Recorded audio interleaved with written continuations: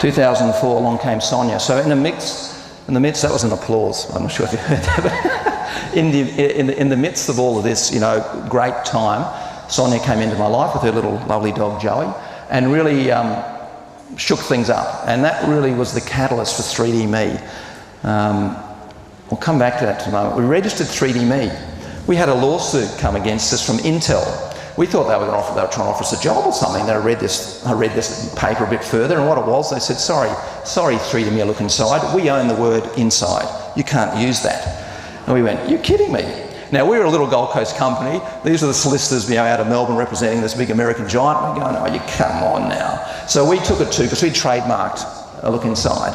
And we spoke to the Australian Trademark Commission, and they basically said, listen, Luke, if you want to take them on, we're pretty sure you'll be okay because, they can't control you like that. But of course, it's going to cost you $30,000. And we said, no, that's not the case. How am I going, Lorraine? Look at that. I'll keep going. So as it turned out, we actually settled that deal with Intel, and they've allowed us to use that brand globally, but just not trademark it. So that's actually worked out pretty good for us. Time to diversify. I'm going to speed up because I can tell that time-wise is getting on. So Sonya and I decided to join our skills together. Sonya has a medical background. She was a nurse by trade, spent the last 10 or so years as a pharmaceutical drug rep.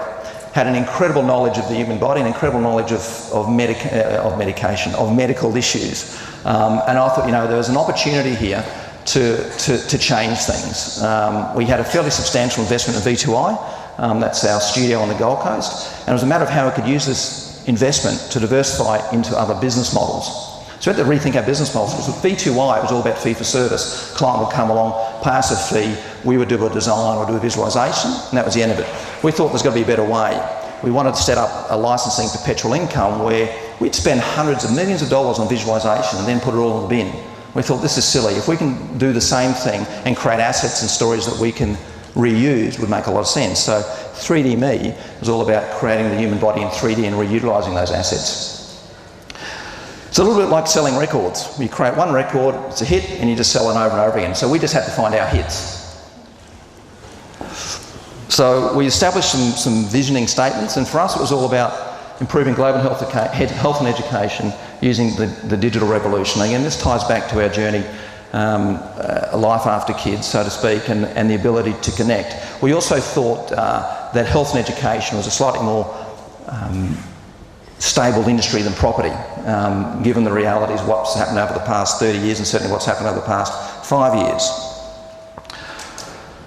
And so we wanted to establish these perpetual business models that would return money to community groups. We weren't quite sure how to do it. In fact, in the early days, we thought it'd be really easy. Not quite, but we're getting there. We established three main areas. One is 3D Me Community, based on national health strategies. One is 3D Me Learning, based on national curriculum.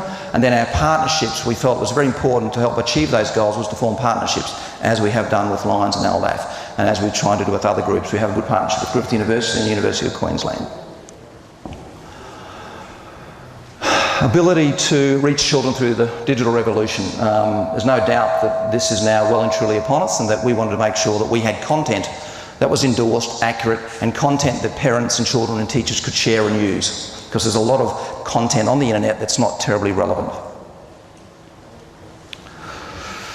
But the challenge that we had is that we would go to meetings with Queensland Government, with state education, state health. They had no idea what we were talking about. Some of them didn't know what animation was. This was probably 5 years ago.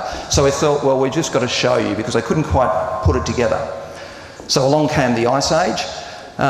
We did a little promo on ice, because at the time, and it still is quite a prevalent